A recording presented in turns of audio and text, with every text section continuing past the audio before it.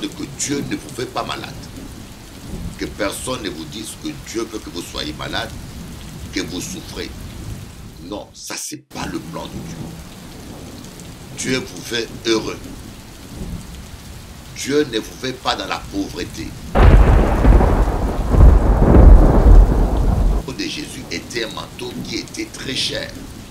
Même coupé en 4 morceaux, il avait toujours sa valeur. Même les morceaux du manteau de Jésus avaient de la valeur. Donc Jésus ne s'habillait pas comme un clochard.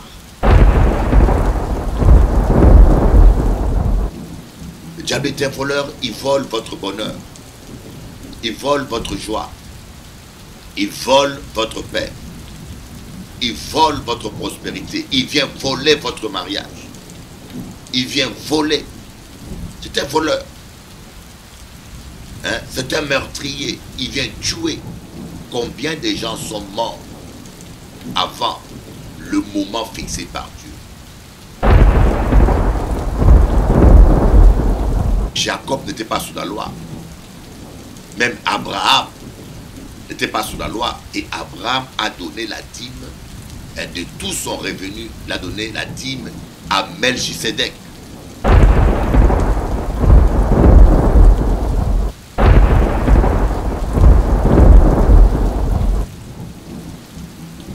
Et je tiens à vous dire, ce n'est pas question d'une église ou d'un pasteur. Ça, c'est le mensonge qu'on vous prêche. Vous pensez que si tel pasteur prie pour moi, si tel pasteur m'impose le main, et voilà. Et malheureusement, tous les faux prophètes profitent de l'ignorance des chrétiens. Profitent de l'ignorance des chrétiens pour les assujettir, pour les rendre instables et pour les soutirer de l'argent. Ce n'est pas moi qui peux changer ta vie. Ce n'est pas mon église. Aucune église ne peut changer ta vie. Aucun pasteur par imposition de main peut résoudre tes problèmes. J'ai toujours dit que l'imposition de main est un coup de main. Il faut t'humilier devant la présence de Dieu. Aucun malheur ne doit t'arriver. Pas d'accident de voiture. Pas des attaques. Je dis bien aucun malheur. Donc le premier pas, vous devez prendre conscience de cela. Que cela soit clair dans votre esprit. Que Dieu n'a pas prévu la souffrance pour toi. Et ce n'est pas le plan de Dieu pour ta vie, la maladie et la souffrance. La deuxième chose que vous devez comprendre, l'obéissance vaut mieux plus que le sacrifice. Vous pouvez prier nuit et jour. Vous pouvez prier nuit et jour. Vous pouvez faire même de jeûne. Vous pouvez aller au culte. Vous pouvez prêcher l'évangile, imposer le main, faire tout ce que vous avez à faire. Mais cela ne vaut pas plus que l'obéissance à la parole de Dieu.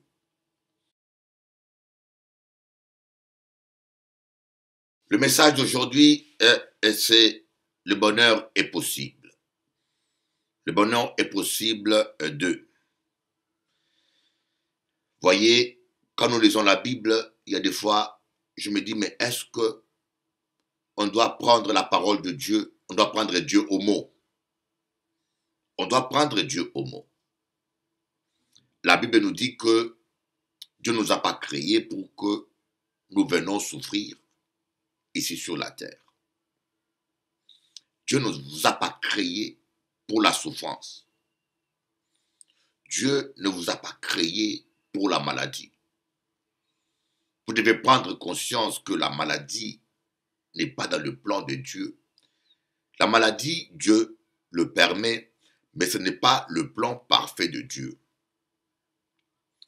Dans le plan parfait de Dieu, vous savez, quand je parle du plan parfait et le plan permissif, il y a des choses que Dieu permet, mais qu'il ne veut pas. Et pourquoi il le permet? Parce qu'il est juste. Voyez, parce qu'il a des lois qu'il a établies que lui-même, il respecte. Il ne peut pas se contredire. Voyez, mais vous devez comprendre que Dieu ne vous fait pas malade. que personne ne vous dise que Dieu veut que vous soyez malade, que vous souffrez. Non, ça c'est pas le plan de Dieu. Dieu vous veut heureux.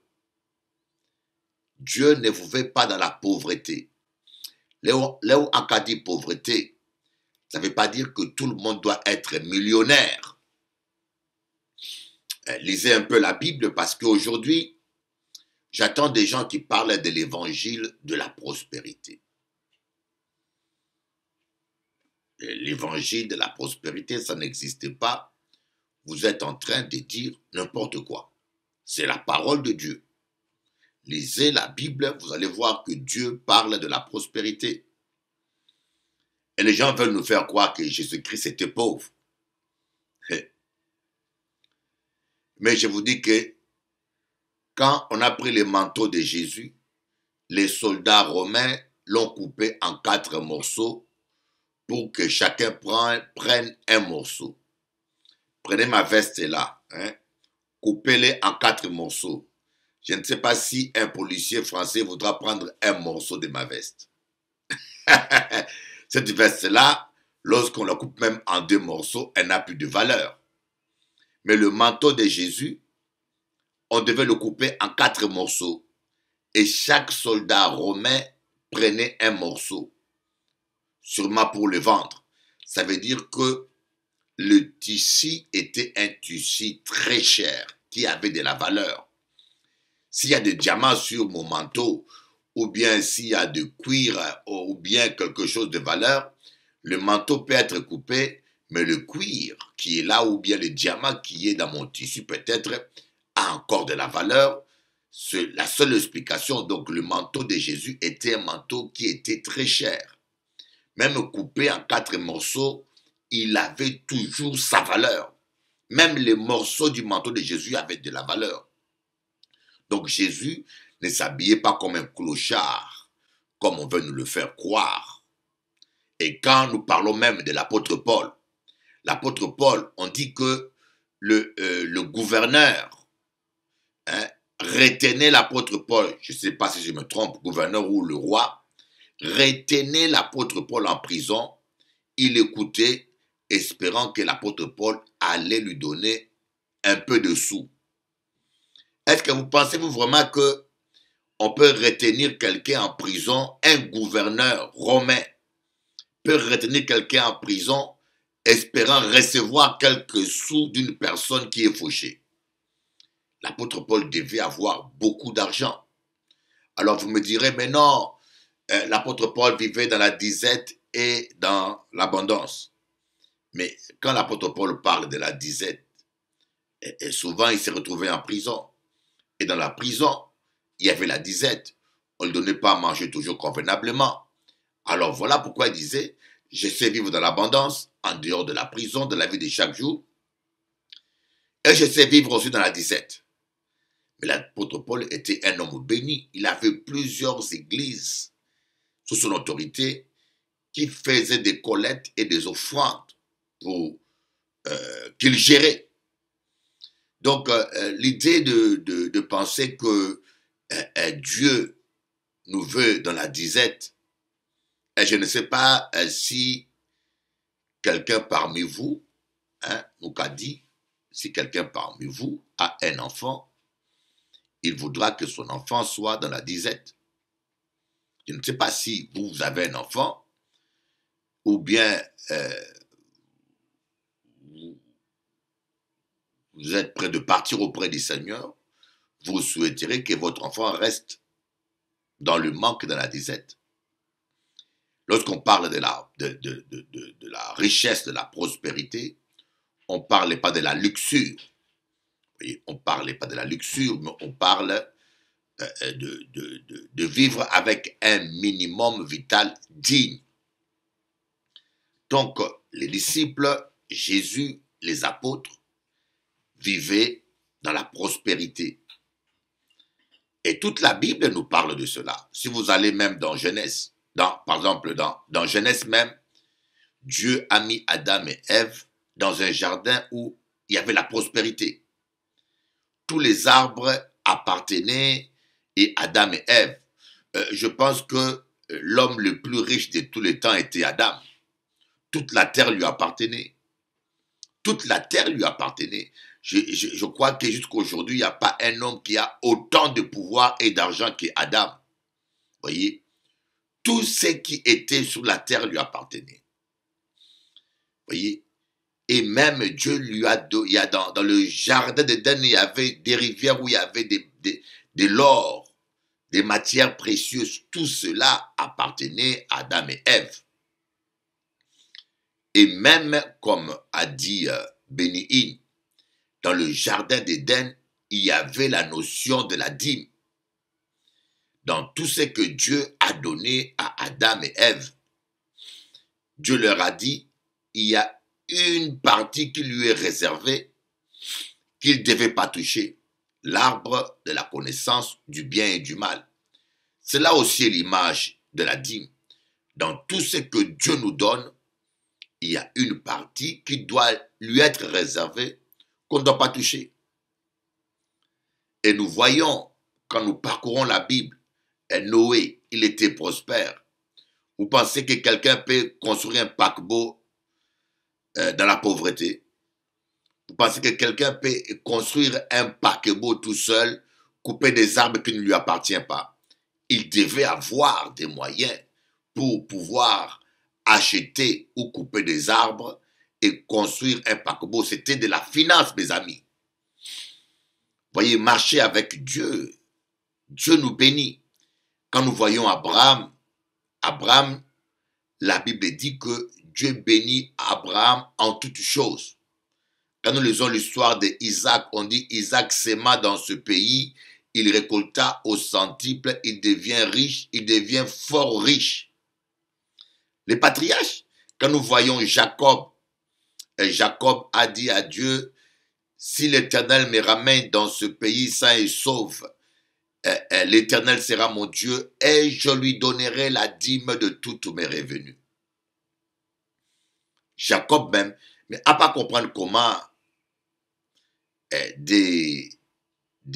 certains docteurs, faux docteurs, qui n'ont aucune formation théologique, qui n'ont passé aucune formation théologique, disent que la dîme c'est la loi.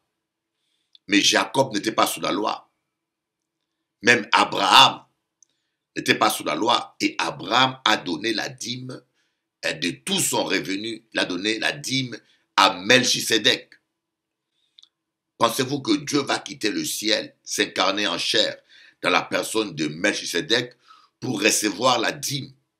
Il a amené le pain et le vin qui étaient le symbole de la chair et du sang de Jésus. Et pour recevoir la dîme de la main d'Abraham, si la dîme était quelque chose de dérisoire, pensez-vous? C'est impossible. Donner la dîme à Dieu, voyez, donner la dîme à Dieu veut dire simplement l'Éternel est mon Dieu. Il a la première place dans mon cœur. L'Éternel est mon Dieu. Ce n'est pas l'argent qui a la première place dans mon cœur, c'est l'Éternel. Donc nous voyons même les trois patriarches que nous voyons étaient dans la prospérité. Je suis convaincu que c'est nos péchés. Écoutez-moi bien, je tiens à vous dire quelque chose. Notre désobéissance et nos péchés détruisent nos vies. J'aimerais vraiment que, aujourd'hui, que tu puisses comprendre, le diable n'est pas aussi fort que ça.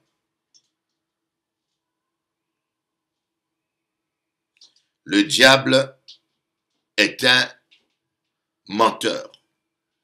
Le diable est un voleur. Le diable veut détruire. Il est voleur, il vole quoi? Le diable est un voleur, il vole votre bonheur. Il vole votre joie. Il vole votre paix. Il vole votre prospérité. Il vient voler votre mariage. Il vient voler. C'est un voleur. Hein? C'est un meurtrier. Il vient tuer. Combien de gens sont morts avant le moment fixé par Dieu? Vous savez que la Bible dit que l'Éternel nous connaît depuis le ventre de notre maman. Comme dit David, quand nous étions une masse informe dans le ventre de notre mère, il nous connaissait déjà. Oui. Même nos jours étaient déjà fixés. Mais combien de gens meurent prématurés? Moi, je suis convaincu que vous ne devez pas mourir avant 60 ans. Dieu a dit qu'il va nous rassasier de longs jours. Dans le psaume 91, les plus faibles vont atteindre 60 ans, les plus forts 80 ans. Moi, je suis convaincu que ce n'est pas le plan de Dieu que vous mourrez avant 60 ans. Vous voyez, moi, je crois à la parole de Dieu. Les gens au cancer, à 40 ans, ils meurent. Les gens, accident de voiture, à 30 ans, ils meurent. Les gens, à 50 ans, ils meurent. Ça, c'est le diable qui vient voler. C'est un meurtrier. Il vient vous tuer sans que vous ayez accompli votre destinée et sans que vous ayez fait ce que vous avez à faire. Voyez, il est un meurtrier. Il vient détruire, il est meurtrier, voleur et menteur. Il vient vous mentir avec de faux raisonnements. La réalité, c'est qu'il est déjà vaincu. Ce n'est pas normal qu'il arrive encore à toucher votre santé, qu'il arrive encore à toucher votre vie. Voyez le problème des gens. C'est vous-même qui donnez accès à l'ennemi. Je connais une sœur qui est venue à l'église. Elle m'a dit, ma vie est bloquée. Rien ne marche dans ma vie. Prie pour moi. Et moi, je priais pour cette personne. Je brisais la malédiction dans sa vie. Mais après, je constate que cette personne est devenue hypocrite avec moi. Elle parlait mal de moi. Elle m'a trahi. Mais comment est-ce que Dieu te bénira? Vous voyez, c'est ce qu'on appelle la malédiction. C'est vous-même qui réactivez la malédiction. Qu'est-ce que Dieu a dit à Abraham? Celui qui te bénira sera béni. Celui qui te maudira sera maudit. Celui qui te combattra sera combattu. C'est écrit dans la Bible. Tu vas rencontrer un Abraham qui te bénit. Parce que Dieu a dit à Abraham, deviens une source de bénédiction. Je rendrai ton nom grand et tu deviendras une source de bénédiction. Et la personne vient à l'église, tu pries pour lui. Tu le bénis. Mais la personne elle-même perd la bénédiction et ouvre la porte aux démons. Mais qu'est-ce que tu as à faire à entrer dans des choses qui ne te concernent pas? Qu'est-ce que tu as à faire à entrer dans des histoires qui ne te concernent pas, où tu n'as rien à gagner, rien à perdre? Je ne comprends pas les gens. Il y a des gens qui sont vraiment maudits. Il y a des gens qui sont maudites. La malédiction, Satan les pousse à chercher des problèmes pour être maudits. Vous savez, quand le diable, il n'arrive plus, et il sait que Dieu vous a béni, et il n'arrive plus à vous toucher parce que quand vous êtes entre les mains de Dieu, le diable ne peut pas vous toucher. Il vous pousse à la faute. Il vous pousse à faire des choses pour que vous soyez maudite. C'est comme le diable a poussé David à faire les recensements. Satan a essayé de détruire la vie de David par tous les moyens, mais David s'était repenti de son péché, et David a mis sa vie en règle, et Israël était en paix. Mais la Bible dit que le diable a poussé David à faire le recensement, et pour désobéir à Dieu. Voyez, quand vous allez dans l'église de Dieu, respectez l'église de Dieu, respectez les chrétiens, respectez les hommes de Dieu. Mais n'allez pas vous comporter comme dans les boîtes de nuit ou vous comporter comme dans le monde, faire des ragots, des rapportages, ce n'est pas bien.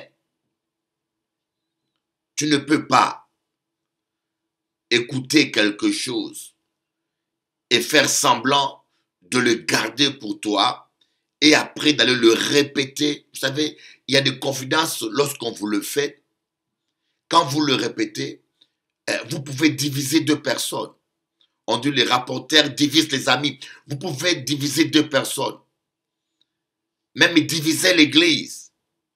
Vous voyez? Et ça, c'est les démons qui poussent les gens à agir d'une certaine manière pour qu'ils aient accès dans leur vie et pour qu'ils ne soient pas bénis. Et vous voyez des gens, et après, ils disent, je ne comprends pas, ma vie n'est pas bénie, je ne comprends pas pourquoi est-ce que je ne vis pas la gloire de Dieu, je ne comprends pas pourquoi est-ce que...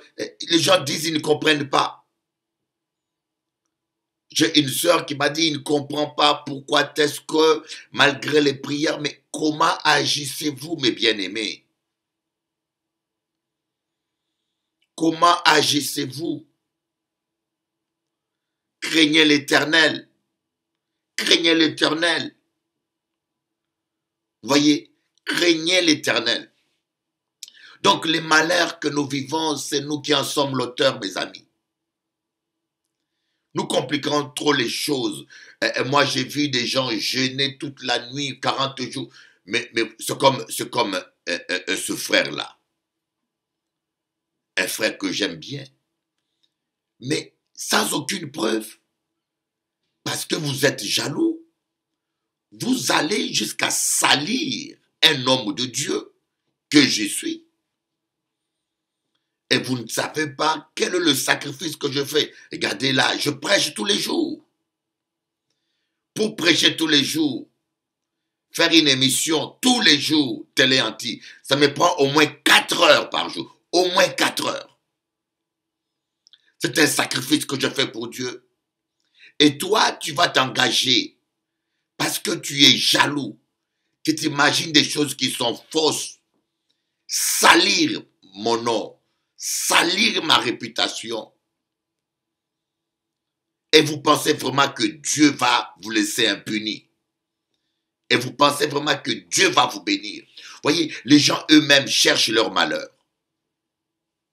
En cas d'où. La Bible dit dans le psaume 91, aucun malheur ne nous atteindra. Si nous sommes dans la parole, celui qui est à l'abri du Très-Haut repose à l'ombre du Tout-Puissant. L'ombre du Tout-Puissant, c'est la parole. Si tu es dans la parole, si tu marches dans l'amour, la Bible dit qu'aucun malheur ne t'atteindra. Aucun malheur. Mais aujourd'hui, il y a tant de malheurs qui nous atteignent. Tant de malheurs. Et je tiens à vous dire, ce n'est pas question d'une église ou d'un pasteur. Ça, c'est le mensonge qu'on vous prêche. Vous pensez que si tel pasteur prie pour moi, si tel pasteur m'impose le main, et voilà. Et malheureusement, tous les faux prophètes profitent de l'ignorance des chrétiens. Profitent de l'ignorance des chrétiens pour les assujettir, pour les rendre instables et pour les soutirer de l'argent. Ce n'est pas moi qui peux changer ta vie. Ce n'est pas mon église. Aucune église ne peut changer ta vie. Aucun pasteur par imposition de main peut résoudre tes problèmes. J'ai toujours dit que l'imposition de main est un coup de main. Il faut t'humilier devant la présence de Dieu. Aucun malheur ne doit t'arriver. Pas d'accident de voiture. Pas des attaques. Je dis bien aucun malheur. Karibabaraba shotoroba shindarababa. Sakarabana yoroba sharababa sokorobana yarababa. Korianda baba yekaba shotoroba shakabarababa. Sharababa kaba sayabara kandababa yekereba sandarababa. Glorianda kaba shikarabasondo. Aucun malheur. Je crois à la parole de Dieu. Mais entre nous, nous qu'à parler en famille. Pourquoi tant de malheurs nous arrivent? Pourquoi tant de malheurs nous arrivent? L'Éternel est mon berger, je ne manquerai de rien. Mais comment des fois nous manquons même des minimums vitaux? Pourquoi nous devons manquer, nous les chrétiens, vivre dans la pauvreté alors que notre Père Céleste, il est le roi des rois, le Seigneur des seigneurs, l'or et l'argent lui appartiennent.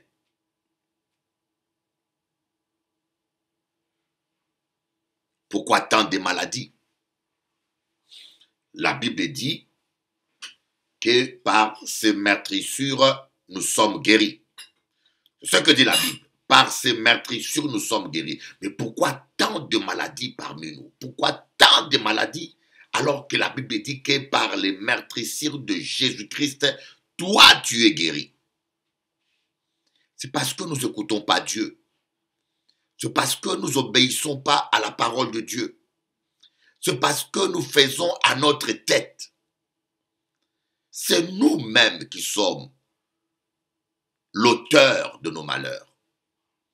Et le diable, lui, il est déjà vaincu. Le diable, il a été dépouillé et vaincu, livré en spectacle à la croix. Vous voyez? Le diable a été vaincu, le sorcier a été vaincu, Satan a été vaincu. Il n'est pas aussi puissant. Ampediusa, ampediusa, ampediusa. Arakamalabalabalabalababa, shakarakamaya sondoro kondoro baba. Alléluia. Oh, que Dieu ait pitié de nous. Que Dieu ait pitié de nous. Akadiou tati, akadiou tonton. La mort et la vie sont au pouvoir de la langue. Vous voyez, quand vous mangez de la nourriture sale, vous n'aurez pas une bonne santé. Quand vous mangez des cochonneries, vous allez perdre votre santé. Et ce que nous disons souvent, c'est ce que notre âme mange. Quand vous rencontrez des ragots, vous êtes simplement en train de nourrir votre âme des ragots. Quand vous faites des colporages, quand vous faites de la médisance, quand vous faites de la calomnie, vous êtes simplement en train de détruire votre vie et votre santé spirituelle. Et la Bible dit qu'on ne se moque pas de Dieu. Ce qu'un homme sème, il va le récolter. Que cela ne vous plaise ou pas, mais ce qu'un homme sème, il finira par le récolter. Voilà pourquoi je vous dis, faites attention avec toutes les paroles qui sortent de votre bouche. Faites attention avec tout ce que vous prononcez avec votre bouche. Aucun malheur ne doit nous arriver, mes amis. Vous devez déjà prendre conscience de cela. Vous savez, le premier point, il faut mettre chaque chose à sa place. Vous devez déjà commencer à comprendre que ce n'est pas la volonté de Dieu que vous soyez malade. Ce n'est pas la volonté de Dieu que vous n'ayez pas la joie. Le royaume des cieux, ce n'est pas le manger, le boire, c'est la paix, la joie et la justice par le Saint-Esprit. Et David a dit, lorsqu'on tourne le regard vers Dieu, on est rayonnant de joie. Et Tati, toi qui es triste, toi qui es désespéré, toi qui te dis, mais pourquoi je vis sur terre? Toi qui as perdu la raison de vivre, toi qui as perdu le goût de la vie, j'aimerais te dire que Jésus-Christ t'aime et que la situation dans laquelle tu es, ce n'est pas la volonté de Dieu. Dieu te veut heureux. Dieu a un plan pour ta vie. Dieu a un plan de bonheur et de paix pour ta vie. Dieu a prévu un travail pour toi. Dieu a prévu un métier pour toi. Dieu a prévu un mari pour toi. Dieu a prévu une femme pour toi. Dieu t'a mis sur terre pas pour souffrir. Dieu n'a pas prévu la maladie pour toi. Dieu n'a pas prévu l'infirmité et les accidents dans ta vie. Oh, Dieu a prévu de bonnes choses pour toi. Prends-en conscience. Et laisse le Seigneur conduire ta vie. Et je peux vous dire, la deuxième chose, donc le premier pas, vous devez prendre conscience de cela. Que cela soit clair dans votre esprit, que Dieu n'a pas prévu la souffrance pour toi, et ce n'est pas le plan de Dieu pour ta vie, la maladie et la souffrance. La deuxième chose que vous devez comprendre, l'obéissance vaut mieux plus que le sacrifice. Vous pouvez prier nuit et jour. Vous pouvez prier nuit et jour. Vous pouvez faire même de jeûnes. Vous pouvez aller au culte. Vous pouvez prêcher l'évangile, imposer le main, faire tout ce que vous avez à faire.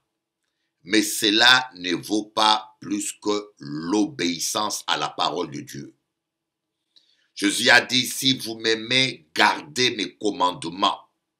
Si vous aimez Dieu, vous devez garder les commandements de Dieu. Celui qui m'aime, garde mes commandements.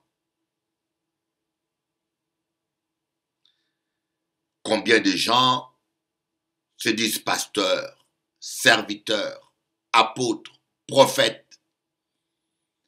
Mais quand tu n'es pas fidèle avec ta femme, tu es un homme marié, et tu vas flirter avec une autre femme. Et puis, le pire, c'est que il y a des chrétiens qui ne trouvent pas ça grave. Tellement que nous sommes habitués avec le péché. On ne trouve pas ça grave. Oh, c'est pas grave. C'est un accident. Mais la Bible dit que Dieu châtie celui qu'il aime. Enlevez dans votre tête cette fausse vision en pensant qu'il y a un homme magique, un pasteur magique qui va t'imposer les mains et changer ta vie. En pensant qu'il y a quelqu'un de ultra puissant ou une église qui va changer ta vie. Aucun homme ne pourra changer ta vie. Aucune église ne pourra changer ta vie. Seul Jésus-Christ. L'obéissance à la parole de Dieu. Tant que vous n'êtes pas dans l'obéissance, vous pouvez allumer les bougies, vous pouvez faire tout ce que vous voulez, même jeûner 40 jours. Vous pouvez faire tous les sacrifices que vous voulez. Cela est annulé. C'est la raison pour laquelle le diable fait tout pour que nous soyons dans le péché. C'est ce qui explique pourquoi Satan fait tout pour que nous tombons dans le péché. Voilà pourquoi nuit et jour, il rôde, il essaye de nous amener à pécher. Quel est son intérêt? Il sait que lorsqu'il arrive à nous faire tomber dans le péché, il annule toutes nos prières et il nous neutralise. Amen. Après l'obéissance, maintenant là, si ta vie est en règle, tu obéis à la parole de Dieu. Le troisième pas maintenant, c'est se laisser guider par le Saint-Esprit. Se laisser guider par le Saint-Esprit. Vous voyez, je connais beaucoup de chrétiens qui prient, qui sont honnêtes, qui aiment Dieu, mais qui ne se laissent pas guider par le Saint-Esprit. Bon, on ne voulait pas parler de trop, on ne voulait pas rester trop dans la théorie. Akaba ou exemple à moi.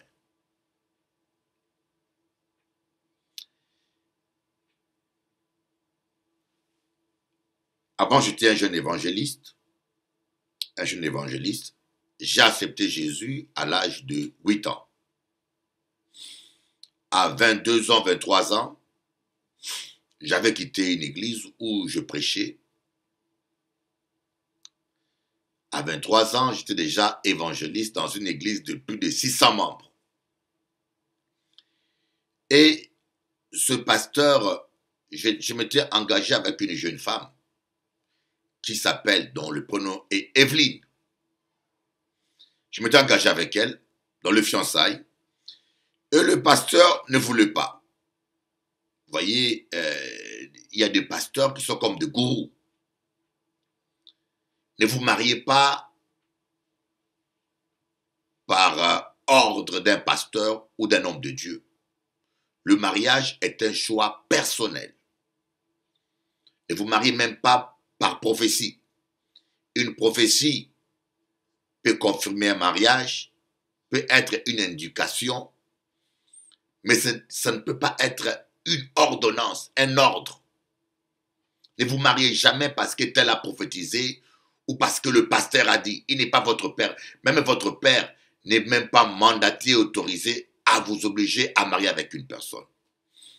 Et moi, j'avais un pasteur qui se comportait comme un gourou. Il a décidé que moi, je ne devais pas m'engager avec une sœur, mais avec une autre. Pour cette raison, j'ai quitté son église. Et je suis parti avec cette sœur, on a quitté l'église et nous ont exclus injustement. Et en dehors de l'église, j'étais déçu. Le lendemain matin, je vais apprendre que un dimanche matin, ce pasteur va mentir devant toute l'église. Ce n'était pas un homme de Dieu, c'était vraiment un démon. Ah oui, moi je peux vous le dire. C'était vraiment un démon parce que aujourd'hui on a su tout ce qu'il faisait. Vraiment, c'était horrible. C'était horrible. Je n'ai pas vu, même des païens ne font pas ça. Même des païens ne font pas ça. Alors, faites attention avec tout ce qu'on appelle homme de Dieu aujourd'hui.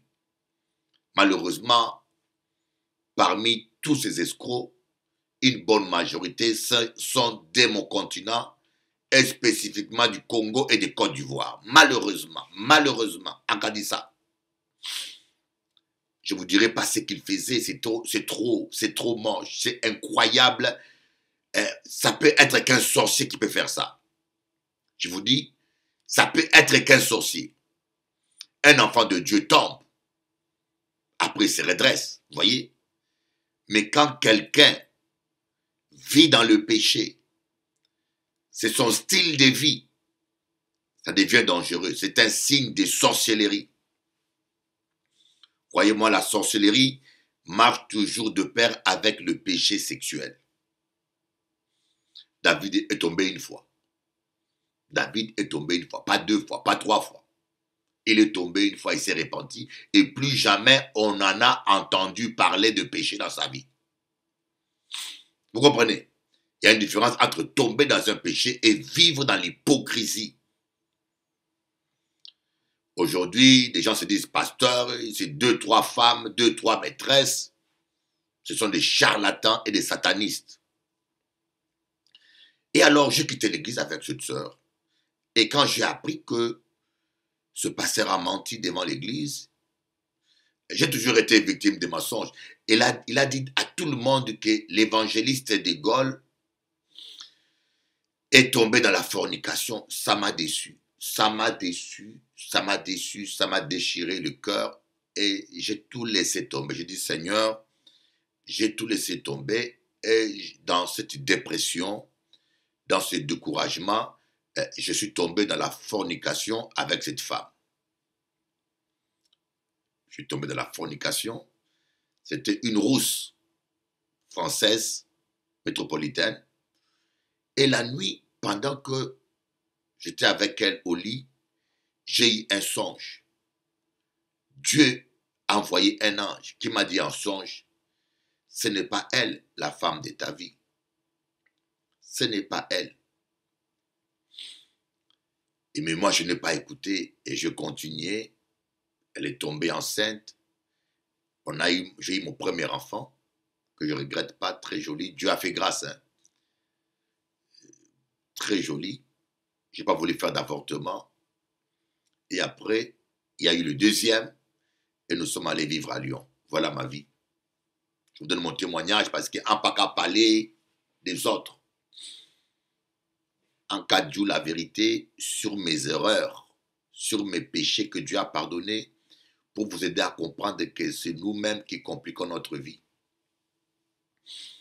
Après, sachant que ce n'était pas le plan de Dieu, mais je suis allé me marier devant la mairie. Et après la mairie, je voulais faire dans l'église, mais cela n'a pas été béni. Un jour, le pasteur Mathieu Caillé, je ne sais pas s'il m'écoute, c'était un de mes premiers pasteurs. Je l'honore aujourd'hui. J'espère qu'il attendra ce témoignage. Il devait bénir tous les mariages à Lyon. Parce qu'il y avait beaucoup de gens qui étaient en concubinage à Lyon. Il a dit tous les gens qui n'ont pas été bénis, qu'ils viennent, on va bénir leur mariage. Et moi, j'étais venu aussi pour être béni. Mais à mon grand étonnement, il a béni tout le monde.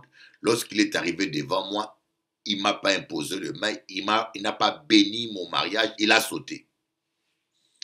Ah, j'étais blessé, je lui en ai voulu, j'étais blessé, je pleurais. Mais aujourd'hui, je reconnais que cet homme-là était conduit par le Saint-Esprit. Je peux vous dire, cet homme-là était conduit par le Saint-Esprit. Parce qu'il ne pouvait pas savoir ce que Dieu m'avait dit en songe. J'étais allé me marier devant la loi, mais ce n'était pas le plan de Dieu.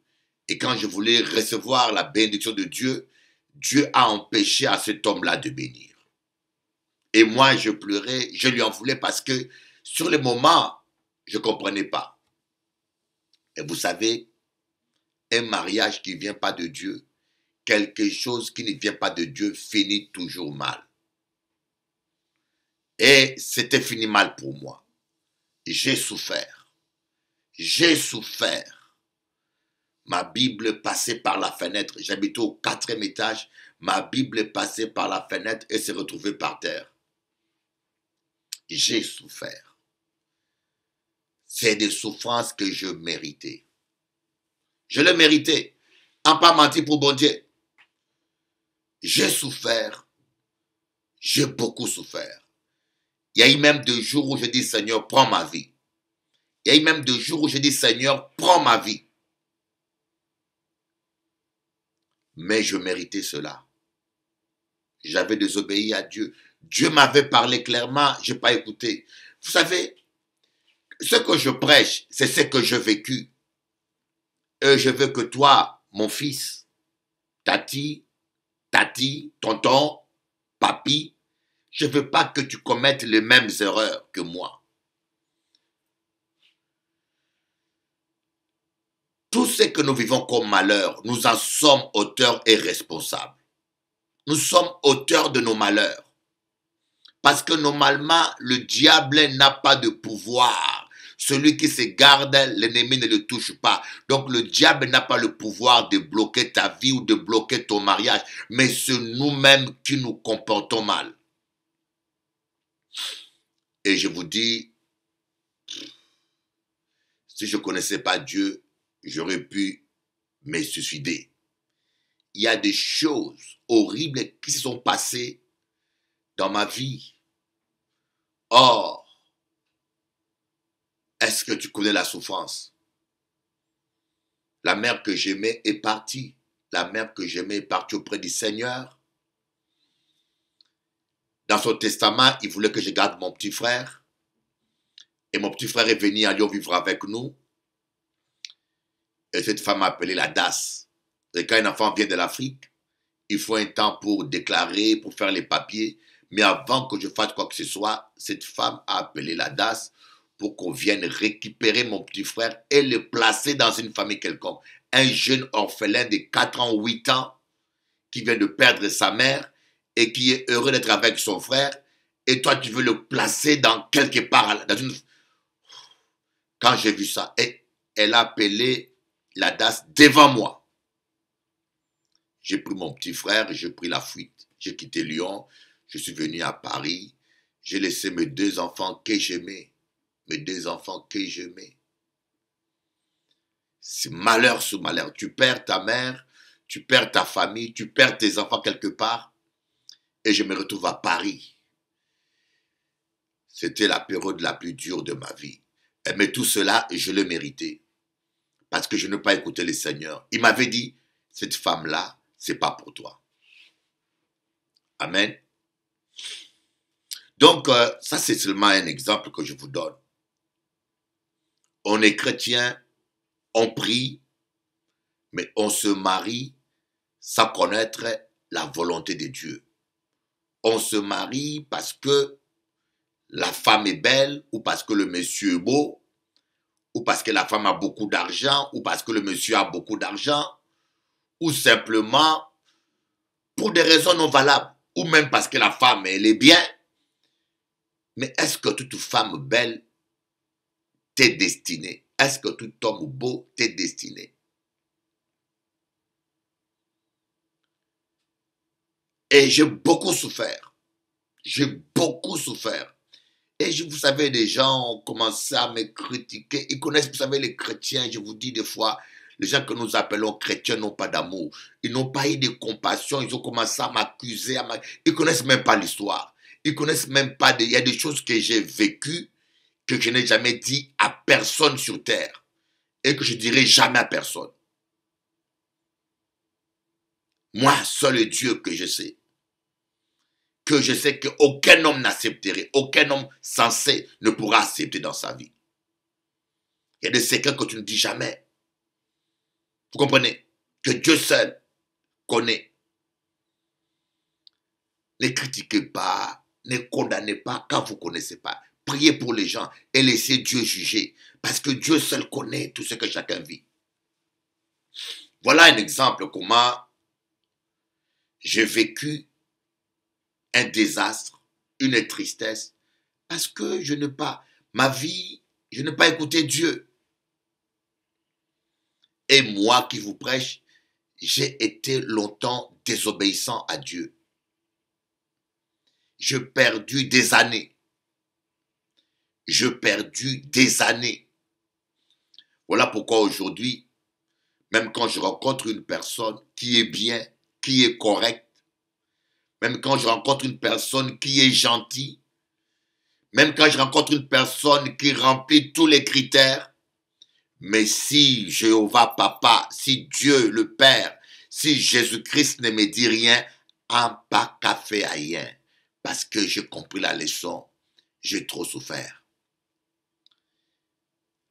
Tous ceux qui sont conduits par l'Esprit de Dieu sont fils de Dieu. Vous devez être conduits par le Saint-Esprit et non par la chair.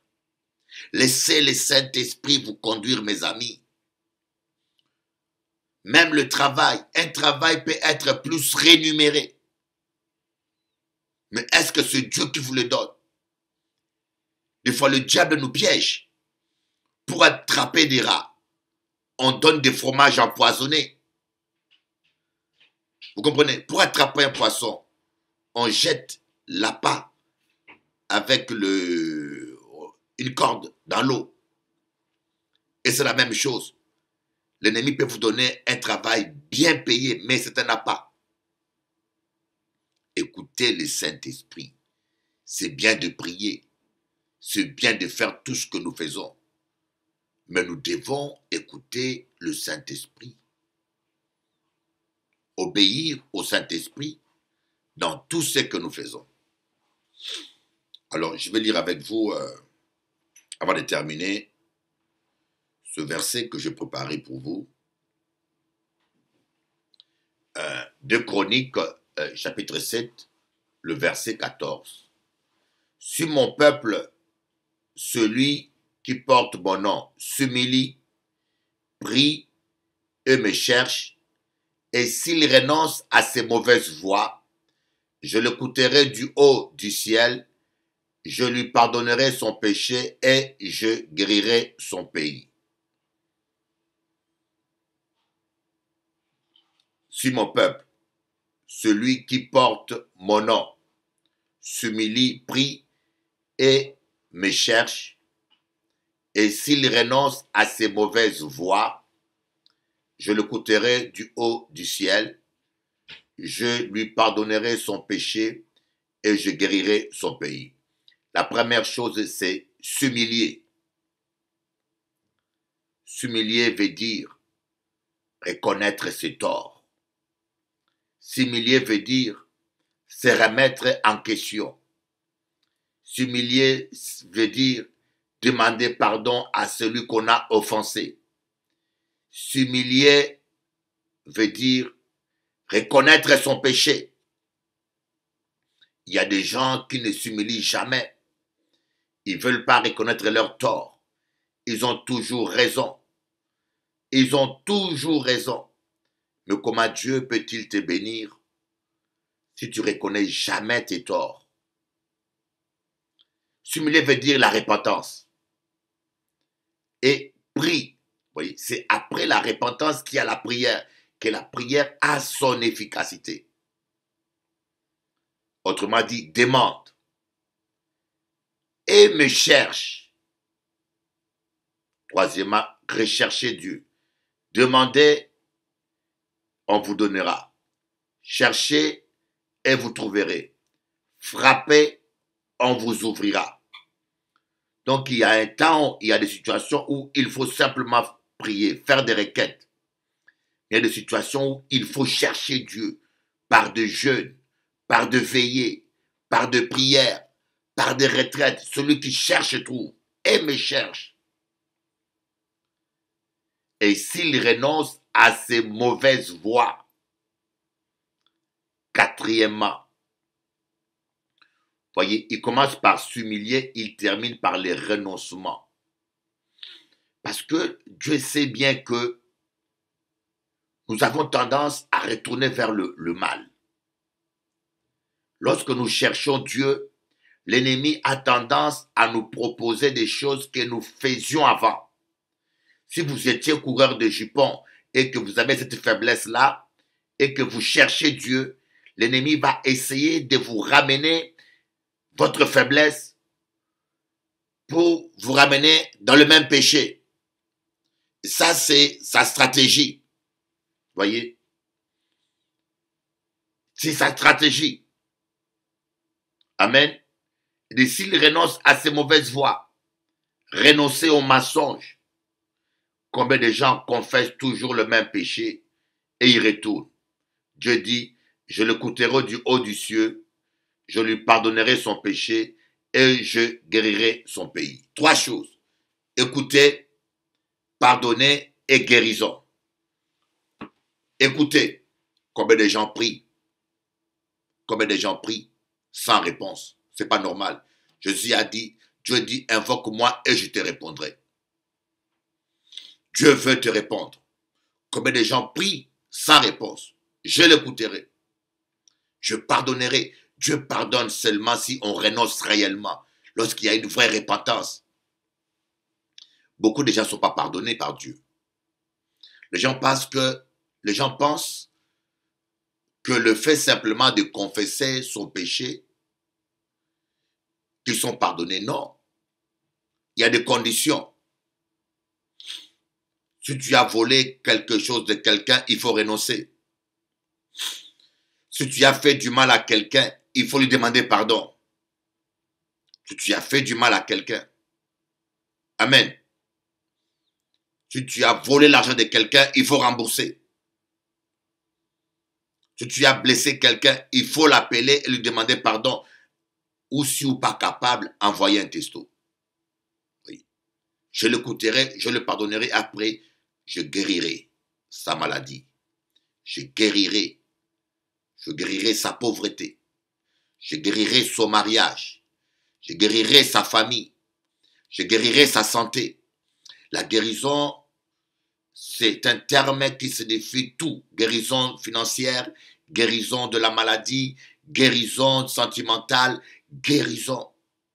Le diable vient détruire les familles, le diable vient détruire les couples, le diable vient détruire nos enfants, les enfants qui sont bien, et des fois ils deviennent des délinquants, des fois ils vendent la drogue, des fois ils s'agitent, et parfois on accuse l'enfant, et parfois on condamne l'enfant. Mais si Dieu t'a donné cet enfant, et si Dieu a permis que tu sois son père ou sa mère, tu as une grande autorité spirituelle, tu as une position spirituelle efficace.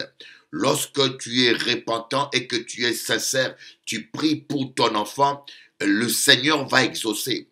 Vous savez, il n'y a pas de prière plus efficace que la prière d'une mère pour son enfant ou d'un père pour son enfant. Étant que père, étant que mère, vous avez une grande autorité spirituelle. Si du moins vous êtes en ordre avec Dieu. Des fois, nos prières sont inefficaces. Parce que nous-mêmes, on n'est pas en ordre avec Dieu. Et nous nous imaginons qu'il y a un pasteur assez puissant qui peut changer notre vie. Nous nous imaginons qu'il y a une église assez bonne. Tout ça, c'est de l'ignorance. Et tous les vendeurs de rêves, tous les commerçants de nos malheurs, profitent de notre désespoir, désarroi, vous dit, si vous venez chez moi, moi, café ou ça, tous ces marabouts, vaudous, charlatans, profitent de la souffrance des gens pour vous dire que si vous venez, vous payez. Vous voyez, toute personne qui vous demande de payer pour la prière n'est pas de Dieu. Ne gaspillez pas votre argent inutilement. Toute personne qui vous dit de payer, ce n'est pas Dieu. Ce n'est pas de Dieu. Et quand vous allez voir un sorcier, ou un charlatan, ou un sataniste, vous demandez quelque chose. Vous savez que le diable, il est méchant. Le diable ne t'aime pas. Il est là pour égorger, voler et détruire. Le monsieur peut vous faire quelque chose, mais vous ne savez pas qu'est-ce qu'il enlève en vous. Vous voyez, quand vous allez à la table d'un médecin, il vous anesthésie. Mais votre vie est dans ses mains.